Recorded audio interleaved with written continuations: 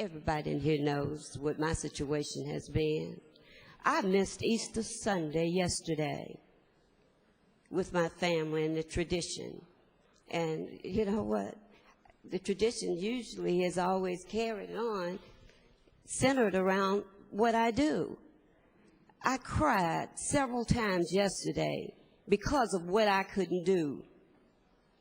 I never should have allowed that to happen. I should have been able to fly home and get back here this morning.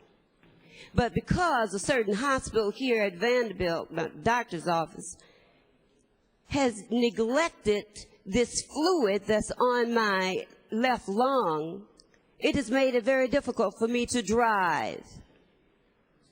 That's beyond my control. And I wasn't going to make a poor decision to get behind the wheel to put my life and other people in the state or wherever they're from, lives in danger by getting behind the wheel to drive.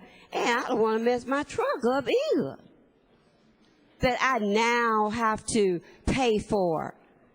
Since I've been a senator since 2005, I have been affected financially so, and I know I'm not the only one. You know, everybody in here is not wealthy. I was pretty well off, though, before I became a senator. I never had an Escalade note. I never had to buy gas. I never had to pay to get my truck washed or car insurance. And I had a big fat check every Friday. And what we make now is not comparable to what we do. This is no part-time job. If we ought to be doing anything, and this is not a good time, I know, for us, we ought to stand up and be men and women enough to increase our salaries and per diem to to cover the things that we should have covered, instead of losing money because we decided to be a public servant. I enjoy being a public servant. I was a public servant way before I was an elected public servant. But for those who would like to give up their per diem or even your salaries because you're wealthy enough to do it, or because your wife or your husband is wealthy enough to do it, then do so. But don't penalize the rest of us single like me, losing, down to something that is so low. What we make in our per diem does not cover our expenses already.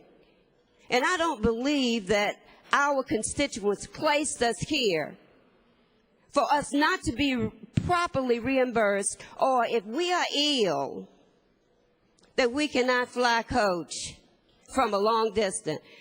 These days, flying is no privilege.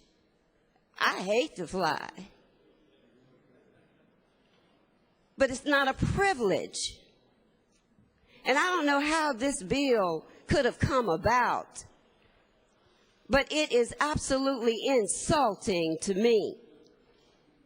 And it would also, in the future, make it very difficult for certain people to seek a public office like this, in particular blacks, women, and underprivileged people, just totally. Why would we put that burden on some future member, too? Not to make it attractive because, well, hey, I wouldn't be able to afford to go because sometimes I might have to fly. Well, coming from Memphis is no jump, skip, and a hop. For 3 or 4 days and then traveling back. And I know you do it, Mr. Sponsor. But you're not the only one to consider. Let's be men and women enough to step up and treat ourselves, at least for reimbursements.